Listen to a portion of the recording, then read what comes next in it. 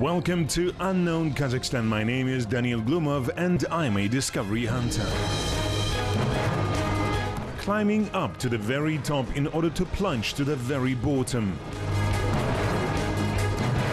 Reeling up hundreds of kilometers in order to wind off hundreds of years.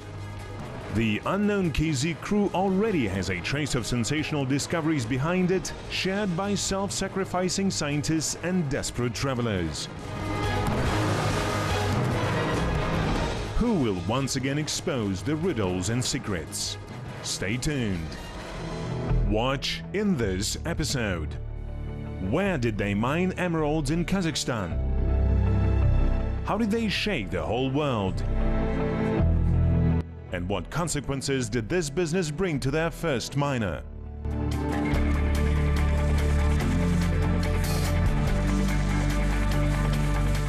Дорогие друзья, приветствую!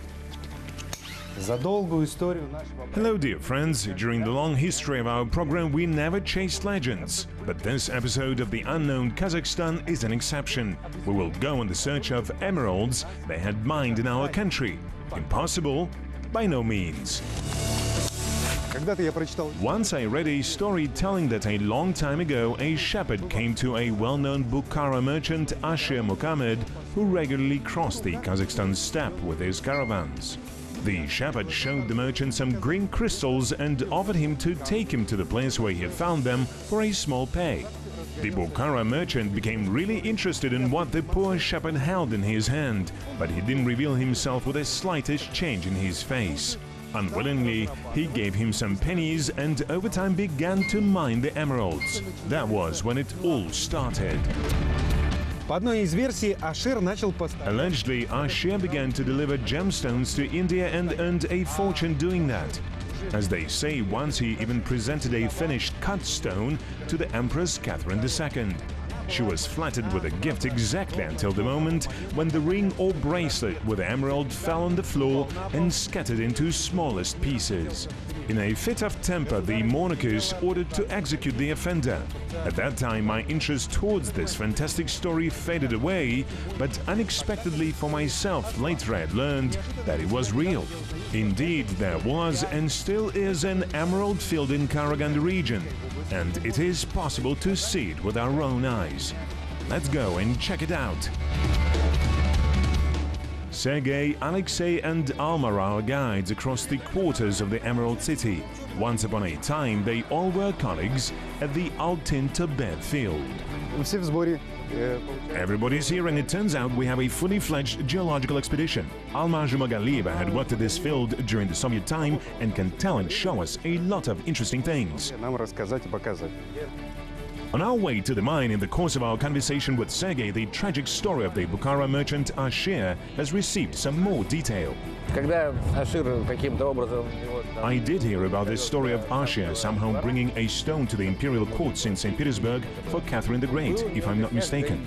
A chemist named Joly was visiting her at that time. He took a small piece of the stone and heated it over a gas burner. The flame changed its color to blue, which meant that the stone contained copper. He knew that emeralds did not contain copper, so he couldn't say for sure what it was and called it a copper emerald. Afterwards, they started calling them the same name.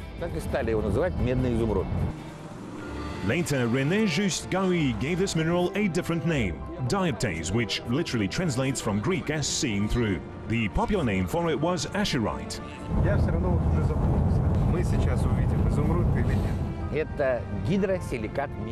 You got me confused, really. Will we see an emerald or not?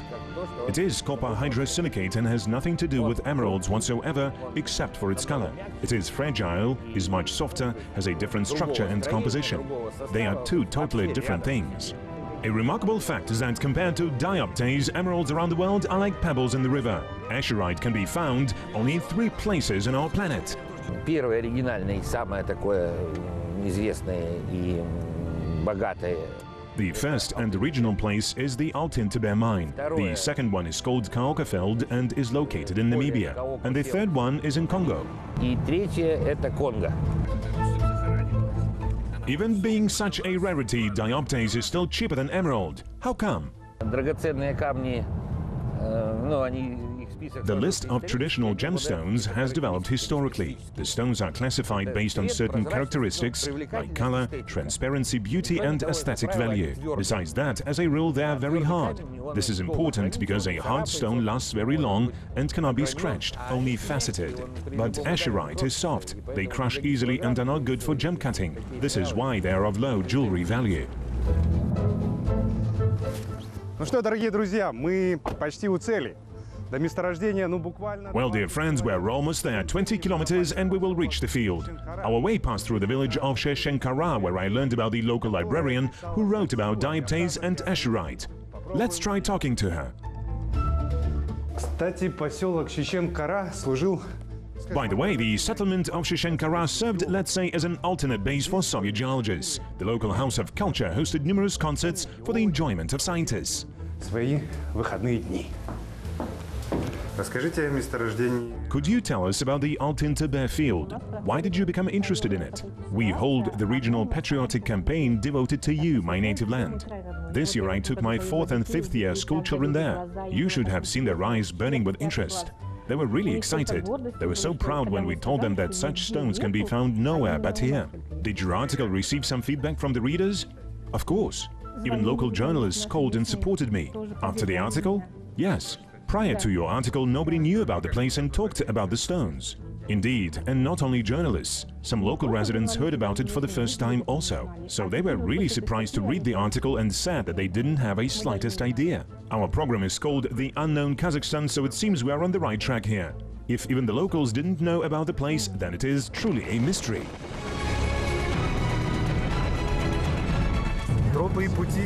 From what I hear, not too many organized roads and paths lead to this unique place.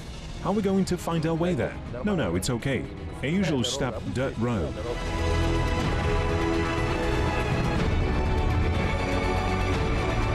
Всю жизнь люди тут пытаются найти крупный объект. Вот им пахнет. People spend their whole lives searching for something.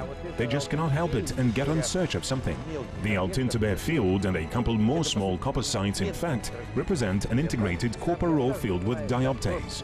The latter constitutes only a tiny part of it, whereas the main body goes deep underground. The field is still quite small and is not commercially interesting. Добыча нерентабельная. The abandoned geological base that had been operating for several decades greeted us silently. The twilight was coming down over it.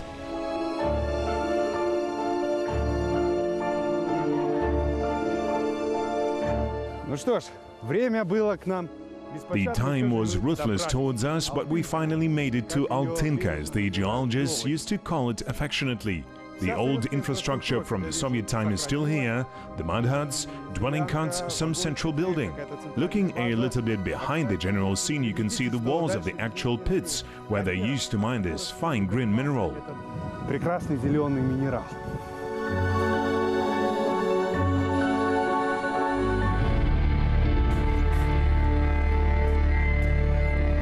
Проснулся сегодня пораньше, чтобы пройтись по территории. I woke up a bit earlier today to walk across the legendary Altyn Tebe field and was lucky enough to find some interesting samples. In fact, they were left by Soviet geologists, a couple of core samples. They drilled and collected them to investigate the situation underground. Look at this sample. Do you see the traces of dioptase in it?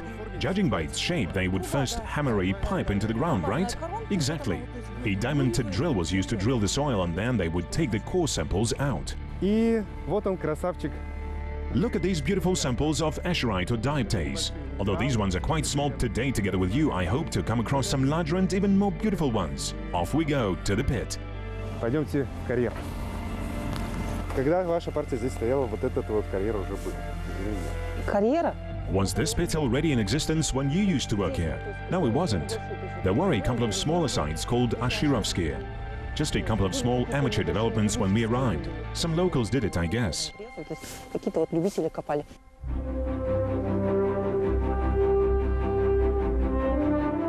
Сейчас мы находимся на противоположной стороне этой всей диаптазовой структуры. Now we are on the opposite side of this dioptase structure. This is an old Soviet splitting with a comparatively shallow shaft going down. It was all dug using jackhammers. The hydro wedge came already during our time. They did it not to destroy the dioptase as a result of explosions. Otherwise, it would crash due to its fragility. So what compounds did you use?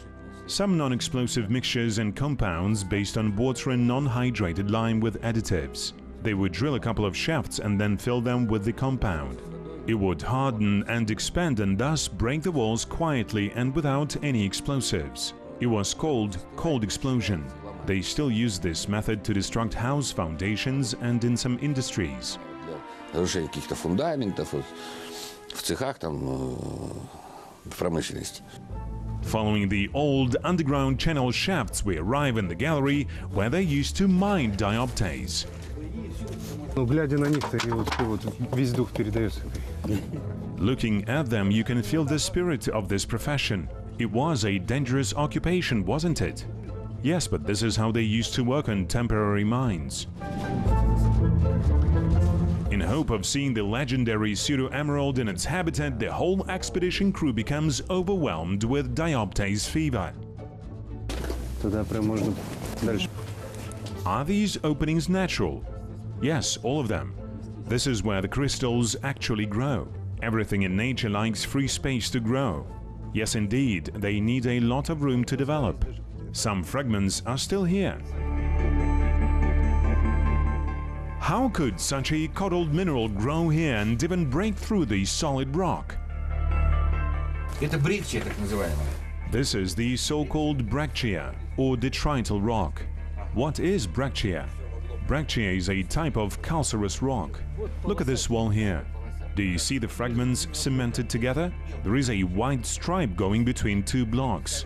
This one is called small breccia. If we make a big section and polish it, we will be able to see all these scattered fragments cemented by calcite. Sometimes these hollows between fragments get cemented, and then dioptase starts to grow in them. So first the calcite accumulates, then pressure due to some geological development cracks it, and then the hollows get filled with dioptase solution.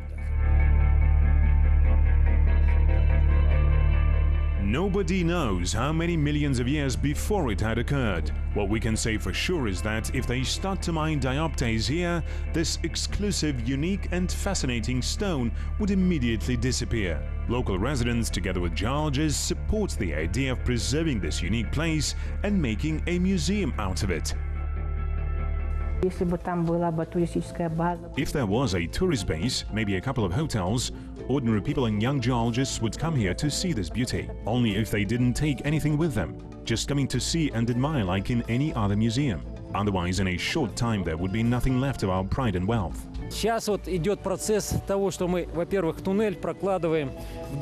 Currently, they are building a tunnel along the dioptase-containing zones. We want to do it to attract tourists, so it would be convenient for them.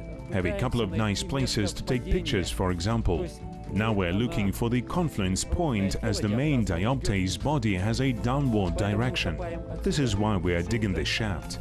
Если мы найдем погружение рудного тела, мы будем идти в его сторону. У вас есть видение музея.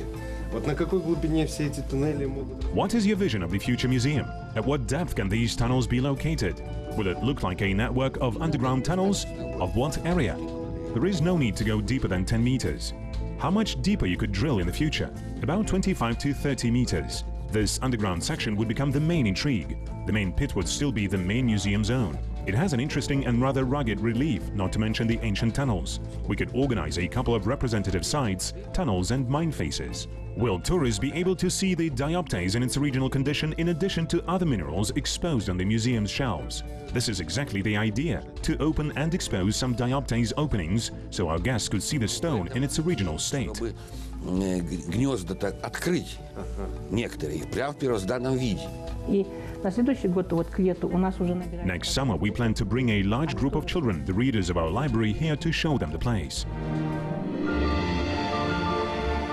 Isn't it fascinating that Kazakhstan possesses such a site comparable in its uniqueness with the Giza Pyramid, the Grand Canyon or the Eiffel Tower? The next closest dioptase field is in Congo, about 14,000 kilometers away. But the Kazakhstanis have the opportunity to admire this mineral just 150 kilometers away from Karaganda. And there is no need to go far to enjoy this natural beauty. Tell your friends about it and seize your chance.